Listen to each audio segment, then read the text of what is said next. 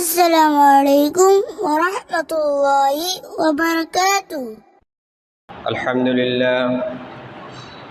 لله نحمده ونستعينه ونستغفره ونؤمن به ونتوكل عليه ونعوذ بالله من شرور أنفسنا ومن سيئات أعمالنا. من يهدي الله فلا مضل له ومن يضلل فلا هادي له، ونشهد أن لا إله إلا الله وحده لا شريك له وداعيا إلى الله بإذنه وسراجا وقمرا منيرا. أما بعد فأعوذ بالله من الشيطان الرجيم.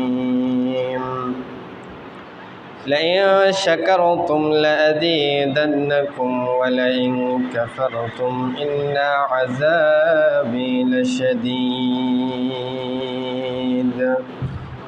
عن أبي أمامة أن رسول الله صلى الله عليه وسلم قال: من خرج من بيته المتطهر إلى الصلاة المكتوبات فأجره كأجر الجهاد المحرم، ومن خرج إلى تسع الضحى وبينها وإياه فأجره مرصة، أو كما قال على النبي الصلاة والسلام.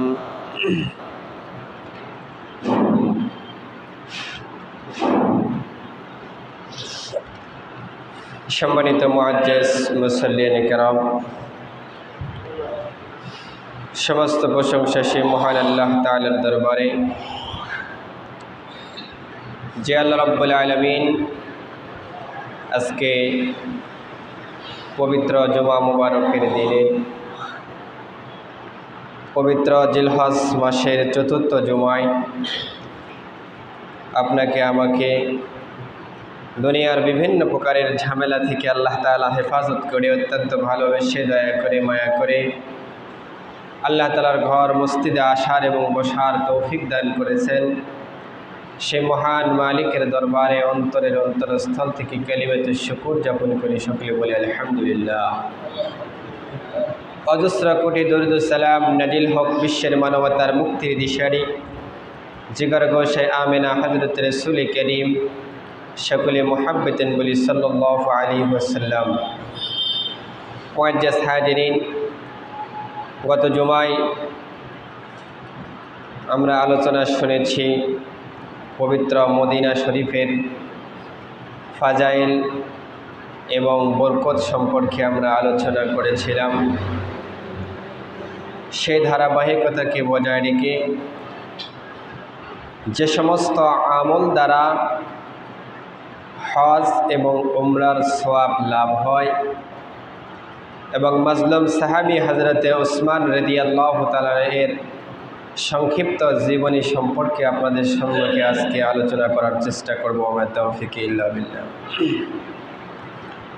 প্রিয় হাজিরিন, সবুজ গম্বুজের সাথে এক আধ্যাত্মিক সম্পর্ক, সুসম্পর্ক গড়ে তোলা, এরা প্রত্যেক মুসলমানের লালিত স্বপ্ন। সেলাইবিহীন দুই টুকরা সাদা কাপড় পরিধান করে কাবা শরীফ তাওয়াফ করা এবং নবীজি সাল্লাল্লাহু আলাইহি সাল্লামের রওজায় উপস্থিত হয়ে সালামের নজরানা পেশ করা প্রতিটি মুমিনের হৃদয়ের বিশেষ আকুতি। কিন্তু বিভিন্ন কারণে অনেক সময় পূর্ণ হয় না সেই কামনা বাসনা, শুধু হৃদয়ের মনি কোঠায় লালিত সেই স্বপ্ন স্বপ্নই থেকে যায়। আল্লাহ তাআলা যাকে বান্দা, অনেক বান্দা বান্দি এমন আছেন যারা জীবনে আজীবন হৃদয়ে স্বপ্ন লালন করেছেন, কিন্তু সাধ্যমতো চেষ্টা করেছেন, কিন্তু তার আগেই পরকাল পরলোক গমনের ডাক এসে চলে গেছে। আল্লাহ তাআলা অবশ্যই তাদের উত্তম নিয়ত ও চেষ্টার যথার্থ প্রতিদান দিবেন। এজন্য সাধ্য না থাকলেও থাকা চাই পূর্ণ চেষ্টা এবং বাস্তবে পদক্ষেপ। তাহলে হয়তো আল্লাহ রাব্বুল আলামিন পথ খুলবে, অন্তত চেষ্টার বিনিময়ে সওয়াব লাভ হবে। দয়াবান আল্লাহ তাআলা বান্দার জন্য এমন কিছু পথ রেখেছেন যেগুলোর দ্বারা বান্দা হজ অথবা উমরার সওয়াব লাভ করতে পারে। আমরা যদি বিশ্বাস এবং সওয়াবের দৃঢ় আশা নিয়ে এসব আমল করতে পারি তবে অনেক প্রতিদানের অধিকারী আমরাও হব ইনশাআল্লাহ। মোহতারাম হাজরিন, হজ ও উমরার সওয়াবের আমল সমূহ তাহলে কি? যে আমরা যারা যাইতে পারিনি বা যাওয়ার সামর্থ্য নাই, চেষ্টা করেও ব্যর্থ, এমন কোন আমল আছে যে আমল দ্বারা আমাদেরও হজ ও উমরার মতন সওয়াবের বড় সওয়াব আমাদের আমল নামায় লিপিবদ্ধ হবে? যেমন আমরা 5 ওয়াক্ত সালাত আদায় করি, এই নামাজে আসার জন্য বাসা থেকে ওযু করে আসা একটা অনেক বিরাট সওয়াবের কাজ। সুনানে আবু দাউদ শরীফের 558 নম্বর হাদিসের বর্ণনায় এসেছে, তিনি রাসূলুল্লাহ সাল্লাল্লাহু আলাইহি ওয়াসাল্লাম বলেন, মান খরাজা মিন বাইতিল মুতাহহারাতি ইলা সালাতিল মাকতুবাত, যদি কোনো ব্যক্তি ফরজ নামাজের জন্য ওযু করে নিজের ঘর থেকে রওনা করে, ফা আখরাজা কাআরজিন হাজ্জিল ওয়াল মাহরুম ওয়া মান খরাজা ইলা তাসবিহিল দুহা লা ইয়াসিলু ইলা আইয়াহি ইলা আখিরিল হাদিস। রাসূল বলেন, যে ব্যক্তি ফরজ নামাজের জন্য ওযু করে নিজ ঘর থেকে বের হলো এবং একজন ইহরামধারী হাজির সমান সওয়াব তার আমলনামায় লিপিবদ্ধ করা হবে। সুবহানাল্লাহ। রাসূল আরও বলেছেন, যে ব্যক্তি চাশতের নামাজ, অর্থাৎ সকাল 9টা 10টার সময় একটা নামাজ আছে, সেই নামাজকে চাশতের নামাজ বলা হয়। রাসূল বলেছেন, আর যে ব্যক্তি চাশতের নামাজ আদায় করার জন্য বের হবে সে একজন উমরাকারীর মতন সমান সওয়াব পাবে। রাসূল বলেছেন, আর যে ব্যক্তি 1 ওয়াক্ত নামাজ আদায়ের পর থেকে আরেক ওয়াক্ত নামাজ আদায়ের মধ্যবর্তী সময় কোনো বাজে কথা বা বাজে কাজে লিপ্ত হবে না, আল্লাহ তাআলা তার আমলনামায় ইল্লিনে লিপিবদ্ধ করবেন এবং তার মর্যাদা সুউচ্চ মর্যাদায় অধিষ্ঠিত করবেন, যার স্থান হবে সুমহান উচ্চ স্থানে। এরপর রাসূল সাল্লাল্লাহু আলাইহি ওয়াসাল্লাম একটি হাদিস জামে তিরমিজির মধ্যে এসেছে, তিরমিজি শরীফের 586 নম্বর হাদিসের বর্ণনায় এসেছে যে কোনো ব্যক্তি যদি ইশরাকের নামাজ বলা হয় ফজরের নামাজ আদায়ের পরে স্বীয় স্থানে বসে আল্লাহ তাআলার জিকিরে আজকারের সময় কাটিয়ে সূর্য উদিত হওয়ার 20 থেকে 25 মিনিট পর যে 2 রাকাত 4 রাকাত নামাজ আদায় করা হয়, এটাকে বলা হয় ইশরাকের নামাজ। হযরত আনাস রাদিয়াল্লাহু তাআলা থেকে বর্ণিত, রাসূল বলেন, যে ব্যক্তি ফজরের নামাজ জামাতে আদায় করে অতঃপর সূর্য ওঠা পর্যন্ত বসে আল্লাহ তাআলার জিকির করে, তারপর 2 রাকাত নামাজ আদায় করে, তার জন্য একটি উমরা একটি হজের সওয়াব তার আমলনামায় লিপিবদ্ধ করা হবে। হযরত আনাস বলেন, রাসূলুল্লাহ সাল্লাল্লাহু আলাইহি সাল্লাম বলেছেন, তাম্মাত তাম্মাত তাম্মাত, এই হজ ও উমরার সওয়াবের মধ্যে কমতি হবে না, পরিপূর্ণ উমরা কবুল হজের সওয়াব এবং কবুল উমরার সওয়াব যেগুলো হয় আল্লাহ তাআলা ওই ব্যক্তির আমলনামায় এরকম সওয়াব লিপিবদ্ধ করে দিবেন।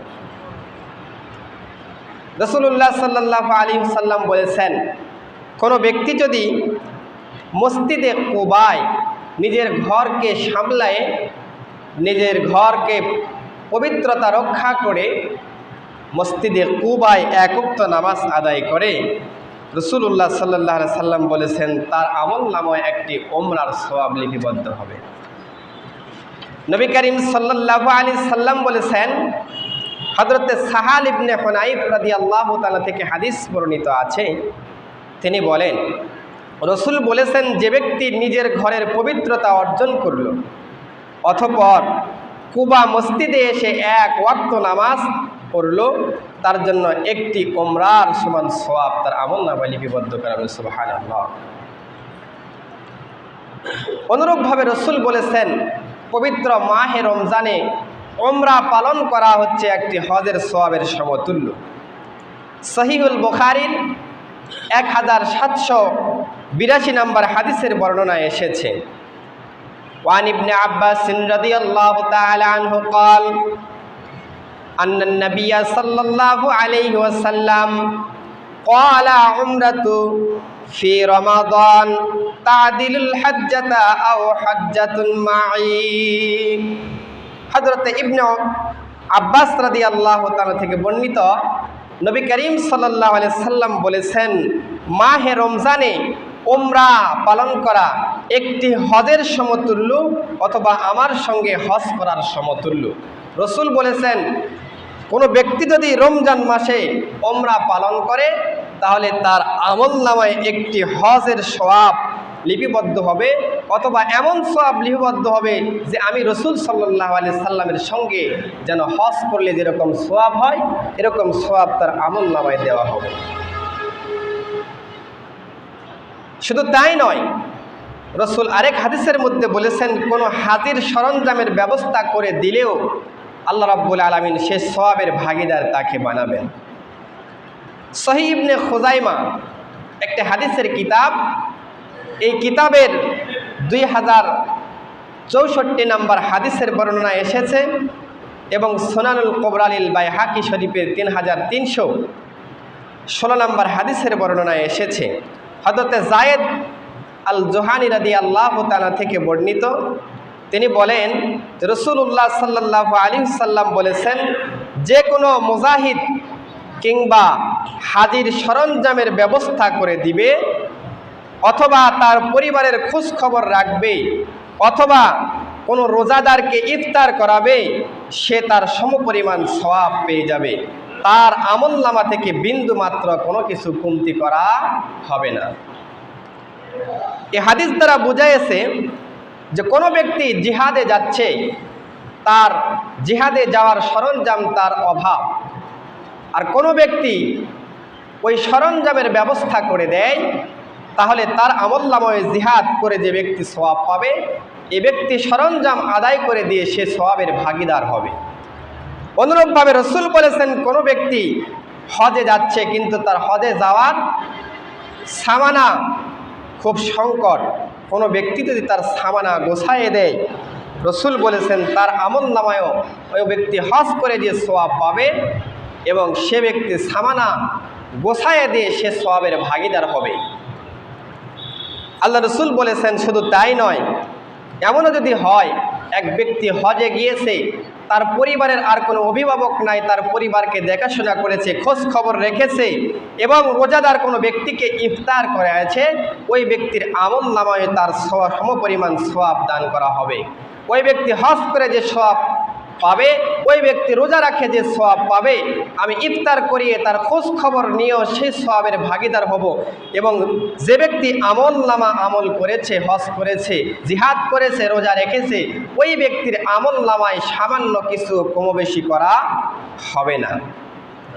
মুহতারাম হাজরিন, তাহলে উল্লেখিত হাদিস থেকে বোঝা যায় একজন হাজী সাহেবের সরঞ্জামের ব্যবস্থা করে দিলে, অর্থ সম্পদের ব্যবস্থা করে দিলে, সে হজ করবে, যে পরিমাণ সওয়াব অর্জন করবে সেই পরিমাণ সওয়াব ব্যবস্থাকারীও পেয়ে যাবে। আল্লাহ রাসূল বলেছেন, শুধু তাই নয়, ইলম অর্জনের উদ্দেশ্যে, দ্বীনের জ্ঞান ইলমের হাসিলের উদ্দেশ্যে কোনো ব্যক্তি যদি মসজিদে যায়, তাকেও আল্লাহ তাআলা এই সওয়াব থেকে মাহরুম করবে না। আল্লাহ রাসূল সাল্লাল্লাহু আলাইহি সাল্লাম হযরত ওমর রাদিয়াল্লাহু তাআলা থেকে বর্ণিত, মুজামুল কবির লিত-তাবরানির কিতাবের মধ্যে ৭৪৭৩ নম্বর হাদিসের বর্ণনা এসেছে, আন উমামা রাদিয়াল্লাহু তাআলা আনহু قال আনিন নবী সাল্লাল্লাহু আলাইহি ওয়াসাল্লাম মান গাদা ইলাল মাসজিদি লা ইয়ারাদ্দু ইন্না আল্লাহু ইয়াতাআল্লামু খায়রুন আও ইউআল্লামুহু কানা লাহু কাল আজরি হাজাতুন তাম্মাতুল হাজ্জাতি।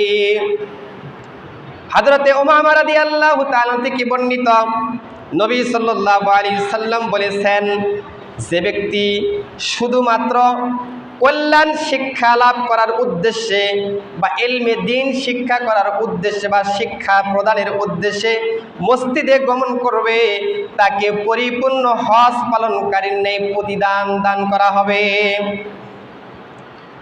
শুধু তাই নয়, রাসূলুল্লাহ সাল্লাল্লাহু আলাইহি সাল্লাম বলেছেন, মা বাবার খেদমত করাও হজের সমতুল্য সওয়াব আছে। মুজামুল লিল ওয়াসিত লিত-তাবরানি কিতাবের ২৯১৫ নম্বর হাদিসে এবং মুসনাদে ইয়ালার ২৭৬০ নম্বর হাদিসের বর্ণনা এসেছে। হযরতে আনাস রাদিয়াল্লাহু তাআলা আনহু বলেন, এক ব্যক্তি নবী করিম সাল্লাল্লাহু আলাইহি ওয়াসাল্লামের খেদমতে এসে বললেন, ওগো আল্লাহর রাসূল, আমার জিহাদ করতে খুব আগ্রহ, কিন্তু আমার সামর্থ্য নেই। নবী করিম সাল্লাল্লাহু আলাইহি ওয়াসাল্লাম বললেন, তোমার বাবা মা দুইজনের কেউ কি জীবিত আছে? বললাম, হ্যাঁ ইয়া রাসূলুল্লাহ, আমার মা জীবিত আছে। নবীজি সাল্লাল্লাহু আলাইহি সাল্লাম বললেন, তাহলে তোমার মায়ের সেবা করে আল্লাহর সাথে সুসম্পর্ক স্থাপন করো। এটা যদি করতে পারো, তাহলে তোমার মা যদি সন্তুষ্ট থাকে, তবে তুমি হজ, উমরা ও জিহাদের সওয়াব তোমার আমলনামায় লিপিবদ্ধ করে দিবে। সুতরাং আল্লাহ তাআলাকে ভয় করো এবং মায়ের সেবা করো। রাসূলুল্লাহ সাল্লাল্লাহু আলাইহি ওয়াসাল্লাম বলেছেন, হজ না করে হজের পরিমাণ সওয়াব পেয়ে গিয়েছিল এমন দুটি নির্ভরযোগ্য ঘটনা আমি আপনাদের সম্মুখে উপস্থাপন করার চেষ্টা করব। হযরতে আব্দুল্লাহ ইবনে মুবারক রাহমাতুল্লাহ আলাইহি হজে না গিয়ে হজের সওয়াব অর্জন করেছে। বিশিষ্ট তাবেঈ হযরতে আব্দুল্লাহ ইবনে মুবারক রাহমাতুল্লাহ তাআলা আলাইহি একবার হজে যাচ্ছিলেন। সে যুগের হজ ছিল এলাকার কাফেলা তৈরি করে পায়ে হেঁটে তারা হজ আদায় করত। এক কাফেলার সঙ্গে তিনিও ছিলেন। প্রতিমধ্যে এক স্থানে কাফেলার লোকদের একটি মুরগি মারা গেল। কাফেলার লোকেরা সেই মৃত মুরগিটিকে আবর্জনার স্তূপে নিক্ষেপ করল। হযরতে আব্দুল্লাহ ইবনে মুবারক কাফেলার থেকে একটু পিছনে ছিলেন, লোকদের থেকে একটু সামান্য পিছনে ছিলেন। তিনি দেখলেন যে কাফেলার লোকেরা ওই মৃত মুরগিটিকে নিক্ষেপ করেছে ময়লার স্তূপের মধ্যে। এমন সময় পাশের বস্তি থেকে একটি মেয়ে বের হলো এবং ক্ষীণ বেগে সেই মৃত মুরগিটির নিচে উপরে ঝাঁপিয়ে পড়ল।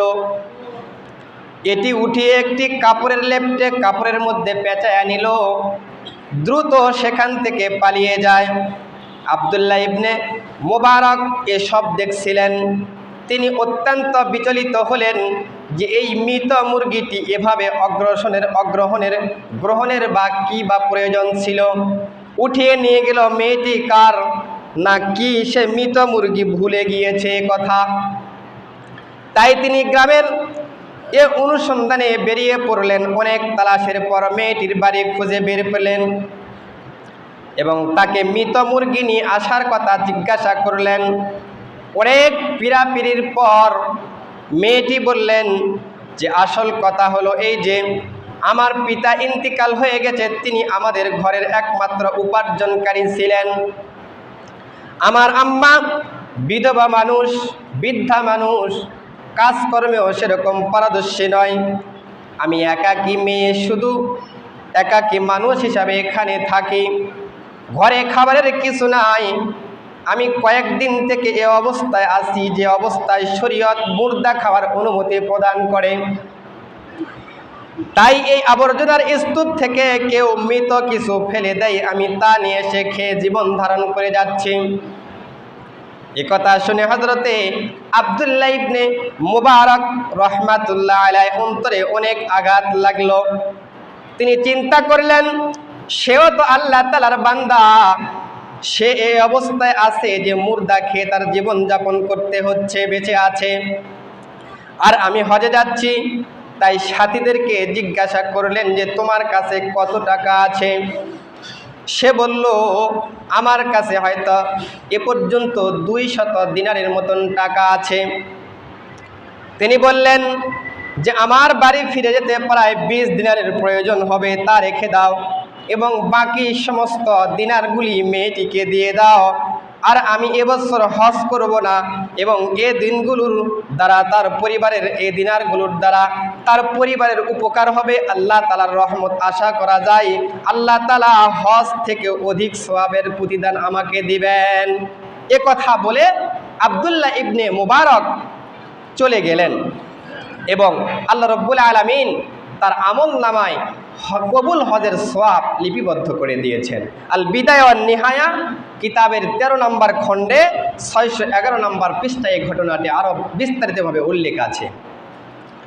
খলিফাতুল মুসলিমিন সাইয়্যিদিনা হযরতে ওসমান ইবনে আফফান রাদিয়াল্লাহু তাআলা আন এর মর্যাদা ও তার শাহাদাতের করুণ ইতিহাস। ওসমান ইবনে আফফান রাদিয়াল্লাহু তাআলা ইসলাম গ্রহণের ইতিহাস, কিভাবে সে ইসলামী দীক্ষিত হলেন। হযরতে ওসমান ইসলাম গ্রহণের প্রেক্ষাপট সম্পর্কে সিরাতের কিতাবগুলিতে হযরতে মুহাদ্দিসিনে কেরাম যেসব বর্ণনা দিয়েছেন তার সার কথা সংক্ষিপ্ত নিচে। কেউ কেউ বলেন তার খালা সুদা ছিলেন সে যুগের একজন বিশিষ্ট কাহিন বা ভবিষ্যৎ বক্তৃতা দেওয়ার মানি। তিনি নবী করিম সাল্লাল্লাহু আলাইহি সাল্লাম সম্পর্কে ওসমানকে কিছু কথা বললেন এবং তার প্রতি ঈমান আনার জন্য উৎসাহ দেন। তার ওই উৎসাহে তিনি ইসলাম গ্রহণ করেন। ওসমান রাদিয়াল্লাহু তাআলা বলেন, আমার খালার কথা আমার অন্তরে বেশ স্থান করে নিল। আমি বেশ চিন্তা ভাবনায় পড়ে গেলাম। আবু বকরের সাথে আমার পূর্বে থেকে বেশ সম্পর্ক গভীর ছিল। তিনি আমার চিন্তা চেহারা দেখে জিজ্ঞাসা করলেন, তোমার চিন্তে দেখা যাচ্ছে কেন, কি অবস্থা, কি কারণে তুমি এত চিন্তিত হয়েছ? আমি সুদা খালার কাছে যা কিছু শুনেছি তা পরিপূর্ণভাবে হযরতে আবু বকরের কাছে বর্ণনা করলাম। তিনি সব কিছু শোনার পর বললেন, মাশাআল্লাহ ওসমান, তুমি বেশ হুঁশিয়ার ও বুদ্ধিমান, বিচক্ষণ। কোনটি হক আর কোনটি বাতিল তুমি ভালোভাবে বুঝতে পারলে। ঘটনাক্রমে তারা তখন কথাবার্তা বলছিল, তখন রাসূল সাল্লাল্লাহু আলাইহি সাল্লাম ওদিকে আসছিলেন। তার সাথে ছিলেন হযরতে আলী। রাসূলের হাতে ছিল একটি কালো কাপড়। আবু বকর উঠে দাঁড়িয়ে রাসূলের কানে কানে গিয়ে কিছু কথা নিবেদন করলেন। আল্লাহ রাসূল সাল্লাল্লাহু আলাইহি সাল্লাম বসলেন। কে উদ্দেশ্য করে? হযরতে ওসমান রাদিয়াল্লাহু তাআলা উদ্দেশ্য করে ওসমানকে বললেন, হে ওসমান, আল্লাহ তাআলা আপনাকে জান্নাতের প্রতি আহ্বান জানাচ্ছে। আপনি তার ডাকে সাড়া দিন। আমি আল্লাহ তাআলার পক্ষ থেকে প্রেরিত পুরুষ, আমাকে বিশ্ব জগতের মানুষের জন্য প্রেরণ করা হয়েছে। ওসমান রাদিয়াল্লাহু তাআলা বলেন, আল্লাহ রাসূল সাল্লাল্লাহু আলাইহি সাল্লামের এ কথা শুনে আমি ওসমান আর নিজেকে স্থির রাখতে পারলাম না। এমনকি আমি আল্লাহ তাআলার রাসূলের কালিমা গ্রহণ করে মুসলমান হয়ে গেলাম। এই ঘটনাটিও বিদায়া নিহায়া কিতাবের 10 নম্বর খণ্ডে 348 পৃষ্ঠার মধ্যে আছে।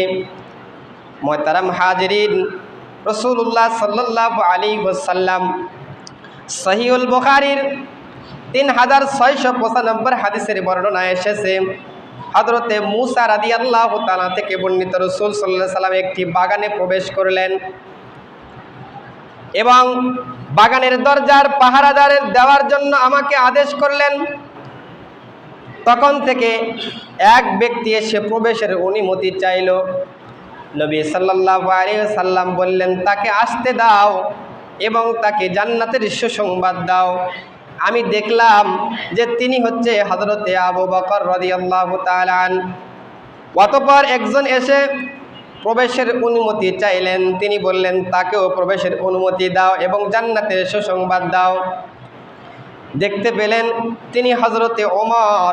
অতঃপর আরেকজন এসে প্রবেশের অনুমতি চাইলেন। নবীজি সাল্লাল্লাহু আলাইহি সাল্লাম কিছুক্ষণ চুপ করে বললেন, তাকেও প্রবেশের অনুমতি দাও এবং শীঘ্রই তার উপর বিপদ আসবে কথা বলে তাকে জান্নাতের সুসংবাদ দাও। দেখতে পেলাম যে তিনি হচ্ছে ওসমান ইবনে আফফান রাদিয়াল্লাহু তাআলা আনহু। হযরতে ওসমান তিনি শহীদ হওয়ার ব্যাপারে রাসূলুল্লাহ সাল্লাল্লাহু আলাইহি সাল্লাম আগে থেকে ভবিষ্যৎবাণী করেছেন। সহিহুল বুখারীর 3697 নম্বর হাদিসের বর্ণনায় আছে, রাসূলুল্লাহ সাল্লাল্লাহু আলাইহি ওয়াসাল্লাম বলেন, নবী করিম সাল্লাল্লাহু আলাইহি ওয়াসাল্লাম উহুদ পাহাড়ে আরোহণ করলেন। তার সাথে ছিলেন হযরতে আবু বকর, ওমর এবং ওসমান রাদিয়াল্লাহু তাআলা। উহুদ পাহাড়ে আরোহণ করলেন। তাদেরকে পেয়ে পাহাড়টি কেঁপে উঠল। রাসূলুল্লাহ সাল্লাল্লাহু আলাইহি সাল্লাম বলেন, স্থির হও এ উহুদ পাহাড়। আমার ধারণা ছিল যে রাসূলুল্লাহ সাল্লাল্লাহু আলাইহি সাল্লাম নিজের পা দ্বারা উহুদ পাহাড়কে আঘাত করে বললেন, পাহাড় থেমে যাও। তারপর নবী সাল্লাল্লাহু আলাইহি সাল্লাম বলেন, তোমার উপর এমন কোনো বোঝা আরোহণ করে নাই, মাত্র আমি রাসূল, একজন সিদ্দিক এবং দুইজন শহীদ তোমার উপরে আরোহণ করেছে। তিনি সবচাইতে ওসমান রাদিয়াল্লাহু তাআলা আনহু সমস্ত সাহাবাদের মধ্যে থেকে বেশি লজ্জা লাজুক ছিলেন। সহিহুল বুখারী মুসলিম শরীফের 6103 নম্বর হাদিসের বর্ণনায় এসেছে, হযরত আয়েশা রাদিয়াল্লাহু তাআলা বলেন, রাসূলুল্লাহ সাল্লাল্লাহু আলাইহি সাল্লাম আমার ঘরে একদিন বিশ্রাম নিতেছিলেন। তার ঘটনাক্রমে উরুতে কিংবা পায়ের নলা উন্মুক্ত ছিল। হযরতে আবু বকর এসে অনুমতি চাইলেন। হযরতে আবু বকরকে অনুমতি দিলেন, তাকে অনুমতি দিলেন ভিতরে প্রবেশ করার জন্য। এই অবস্থাতেই রাসূলুল্লাহ সাল্লাল্লাহু আলাইহি সাল্লাম আবু বকরের সঙ্গে কথোপকথন করলেন। তারপর ওমর রাদিয়াল্লাহু তাআলা আসলেন, অনুমতি চাইলেন, অনুমতি দিলেন এবং সে অবস্থাতে অনুমতি দেওয়ার পরও আগের অবস্থাতে রাসূলুল্লাহ সাল্লাল্লাহু আলাইহি সাল্লাম ওমরের সাথে কথাবার্তা বললেন। হযরতে ওসমান রাদিয়াল্লাহু তাআলা আসলেন, অনুমতি চাইলেন। আল্লাহ রাসূল সাল্লাল্লাহু আলাইহি সাল্লাম তাড়াতাড়ি করে উঠে বসলেন এবং তার কাপড় ঠিকঠাক করলেন। বর্ণনাকারী মুহাম্মদ বলেন যে এই বিষয়টি একই দিনে ঘটেছে, আমি তা দাবি করি না। অতঃপর ওসমান রাদিয়াল্লাহু তাআলা এসে কথা বলে চলে যাওয়ার পর আয়েশা রাদিয়াল্লাহু তাআলা আনহা রাসূলুল্লাহ সাল্লাল্লাহু আলাইহি সাল্লামকে জিজ্ঞাসা করলেন, ওগো আল্লাহ রাসূল, হযরতে আবু বকর আসলেন, আপনি কোনো তোয়াক্কা করলেন না, ভ্রুক্ষেপ করলেন না, তার সাথে কথাবার্তা বললেন। হযরতে ওমর আসলেন, অনুমতি চাইলেন, অনুমতির প্রবেশ করার অনুমতি দিলেন, তার সাথেও কথোপকথন করলেন, কোনো ভ্রুক্ষেপ করলেন না। কিন্তু ওসমান যখন অনুমতি চাইল, তাড়াতাড়ি উঠিয়ে আপনার কাপড়কে সামলালেন কেন? আল্লাহ রাসূল সাল্লাল্লাহু আলাইহি ওয়াসাল্লাম বললেন, আমি কি সে লোককে লজ্জা করব না যে লোককে স্বয়ং ফেরেশতা পর্যন্ত লজ্জা করে? রাসূলুল্লাহ সাল্লাল্লাহু আলাইহি সাল্লাম বললেন, খেলাফতের চাদর দ্বারা হযরতে ওসমান রাদিয়াল্লাহু তাআলাকে ঢেকে নিয়েছিল। জামিয়া তিরমিজির 3705 নম্বর হাদিসের বর্ণনা এসেছে, হযরতে আয়েশা থেকে বর্ণিত, নবী সাল্লাল্লাহু আলাইহি সাল্লাম বলেন, হে ওসমান, আল্লাহ তাআলা হযরত ওসমান রাদিয়াল্লাহু তাআলা তোমাকে একটি লম্বা জামা পরিধান করাবে, অর্থাৎ খেলাফত দান করবে। তোমার হাতে লোকেরা তা খুলে দিয়ে নিতে চাইবে, তুমি তাদের দাবিতে এক ভাগ্যে দাঁড়াবে না। রাসূলুল্লাহ সাল্লাল্লাহু আলাইহি সাল্লাম বলেন, তিনি জান্নাতে রাসূল সাল্লাল্লাহু আলাইহি সাল্লামের বন্ধু হবেন হযরতে ওসমান। জামিয়া তিরমিজি 3698 নম্বর হাদিসের বর্ণনা এসেছে, হযরতে তালহা ইবনে উবাইদুল্লাহ রাদিয়াল্লাহু তাআলা বলেন, রাসূলুল্লাহ সাল্লাল্লাহু আলাইহি সাল্লাম বলেছেন, প্রত্যেক নবীর একজন ঘনিষ্ঠ বন্ধু আছে, জান্নাতে আমার ঘনিষ্ঠ বন্ধু হবে হযরতে ওসমান। ইসলামের জন্য ওসমান রাদিয়াল্লাহু তাআলা অনেক ত্যাগ স্বীকার করেছেন, তার অর্থ সম্পদ ব্যয় করেছেন। ইসলাম গ্রহণের পর কুরাইশদের একজন সম্মানিত ব্যক্তি হওয়া সত্ত্বেও তাকে ইসলামের শত্রুদের পদালোচনার শিকার হতে হয়েছে। তার চাচা হাকাম ইবনে আবিল আজ তাকে রশি দিয়ে বেঁধে বেত্রাঘাত করত, বেদম মারপিট করত। সে বলতো, একটা নতুন ধর্ম গ্রহণ করে তুমি আমাদের বাপ দাদার মুখে চুনকালি দিয়েছ, এই ধর্ম ত্যাগ না করা পর্যন্ত তোমাকে ছাড়া হবে না, তোমাকে শাস্তি দিতেই থাকবো।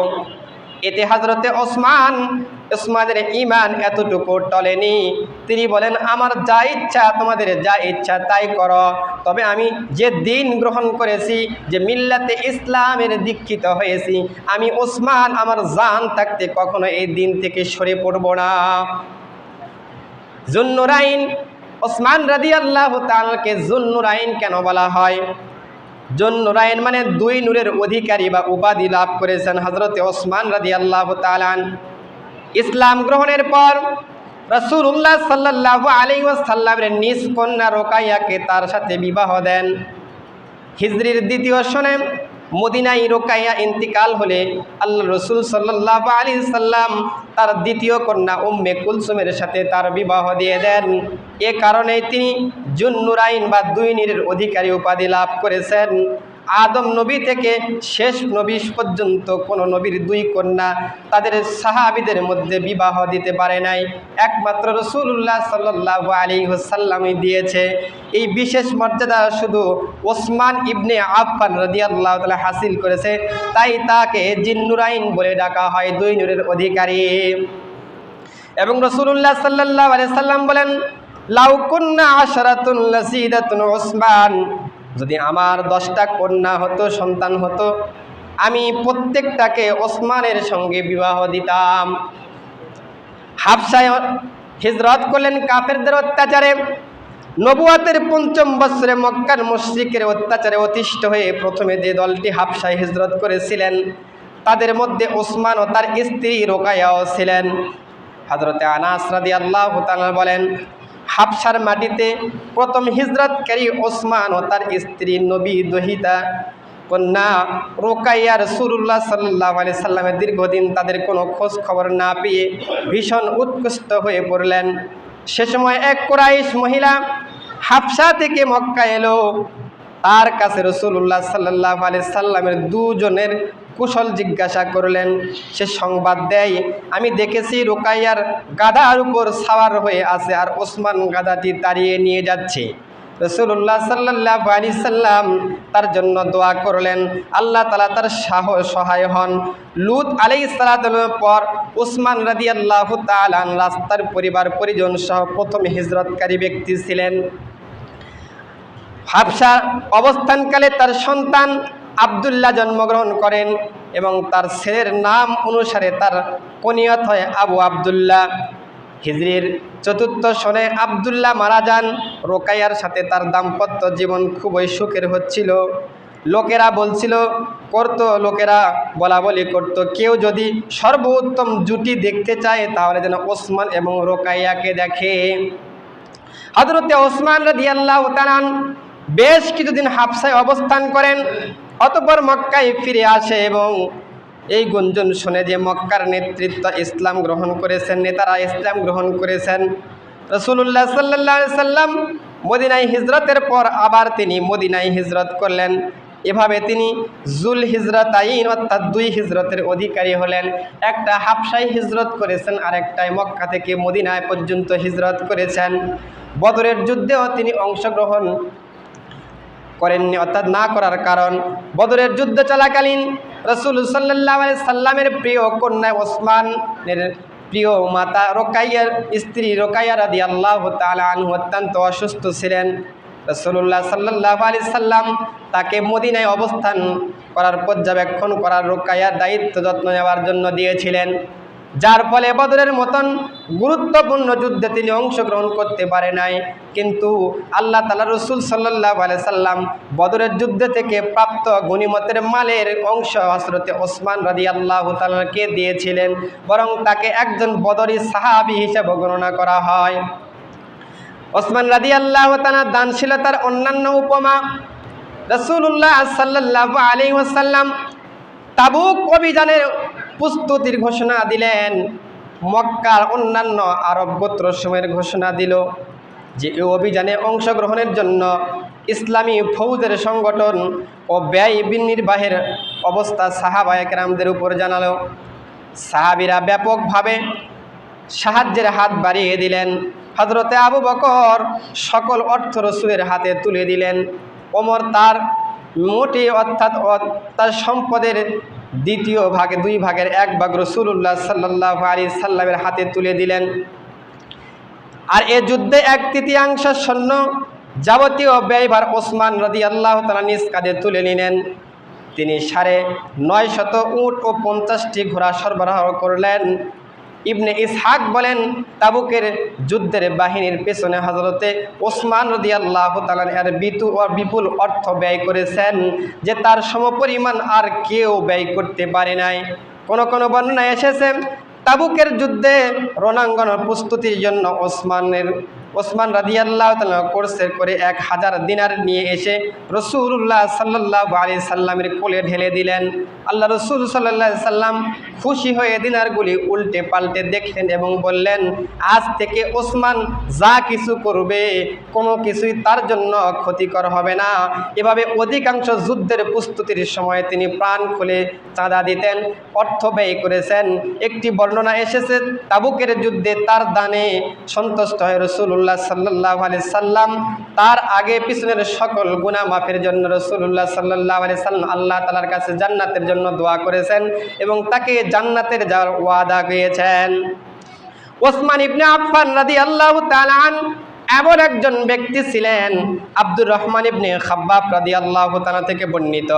তিনি বলেন, রাসূলুল্লাহ সাল্লাল্লাহু আলাইহি সাল্লাম যখন রাসূলুল্লাহ সাল্লাল্লাহু আলাইহি সাল্লাম জনসাধারণকে জুয়াইল ইজরাতের নামে তাবুকের যুদ্ধের সামরিক অভিযান চালানোর জন্য বললেন, হযরতে ওসমান রাদিয়াল্লাহু তাআলা সেই সময় 200 উট দ্বারা এই যুদ্ধের মধ্যে সাহায্য সহযোগিতা করেছিলেন।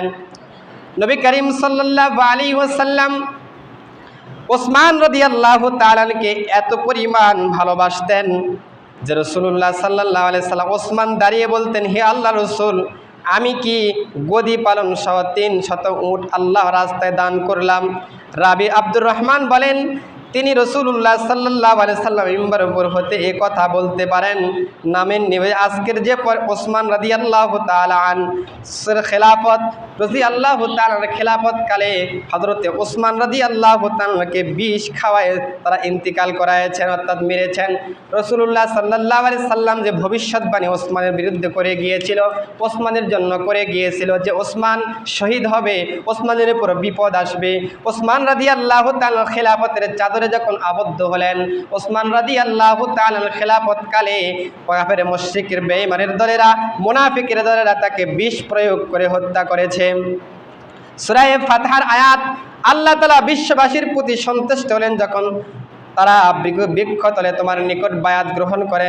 তার মধ্যেও হযরতে ওসমান রাদিয়াল্লাহু তাআলা ছিলেন অন্যতম। নবী করিম সাল্লাল্লাহু আলাইহি ওয়াসাল্লামের সাহাবায়ে কেরাম যে সমস্ত আমল করে নিজের আমল নামায় হজ এবং ওমরার সওয়াব লিপিবদ্ধ করেছেন, আল্লাহ তাআলা আমাদেরকেও সেই হাদিসগুলি মতে আমল করার তৌফিক দান করুক। আমিন। ওয়া আখিরু দাওয়ানা আলহামদুলিল্লাহি রাব্বিল আলামিন। তারা সুন্নত পড়ে কাবলার জুমার সুন্নত আদায় করে নিন।